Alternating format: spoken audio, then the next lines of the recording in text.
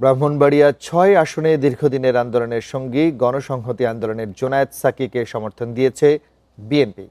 বড় দলের সমর্থন নিয়ে ভোটের মাঠ চষে বেড়াচ্ছেন তিনি। তবে তাকে লড়তে হবে ১১ দলীয় জোট, ইসলামী আন্দোলন ও স্বতন্ত্র এক প্রার্থীর জনপ্রিয়তার সাথে। ব্রাহ্মণবাড়িয়ার ৬টি আসনের মধ্যে দুটি সমমনা দলগুলোকে ছেড়ে দিয়েছে বিএনপি। এর মধ্যে ব্রাহ্মণবাড়িয়া ৬ আসনে মাথার প্রতীক নিয়ে লড়ছেন গণসংহতি আন্দোলনের জোনায়েদ সাকি।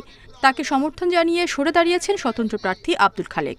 উন্নত বাঞ্ছানোর যে সবার জন্য একটা মানে তাদের আয়ের যে জায়গা, তাদের আয় ব্যয়ের সঙ্গতি আনা, তাদের ন্যূনতম সম্মানজনকভাবে বাঁচার মতো আয় থাকা এবং সম্মানটা নিশ্চিত করা নাগরিক হিসেবে।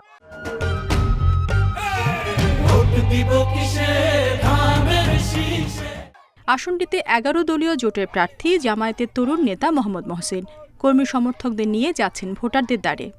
আমরা যদি নির্বাচিত হই, এমপি সাহেবের হিসাব দাও, এই কর্মসূচি আমরা অব্যাহত রাখব জনগণের দোরগোয়ারে আমরা পৌঁছানোর জন্য। এটা হচ্ছে আমার ইশতেহারের অন্যতম একটা মাধ্যম। হাতপাখার সাইদুদ্দিন খান ও স্বতন্ত্র আবু কায়েস শিকদারও সেখানে শক্ত প্রতিদ্বন্দ্বী।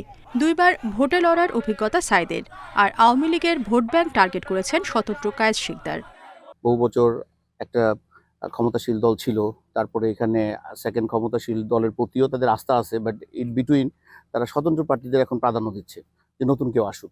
এই জন্য আমি বুঝতেছি যে ইনশাল্লাহ আমার একটা ভালো সুযোগ এবার আছে। শিক্ষা, স্বাস্থ্য সব বিষয়ে আমি উন্নত করার চেষ্টা করব ইনশাল্লাহ।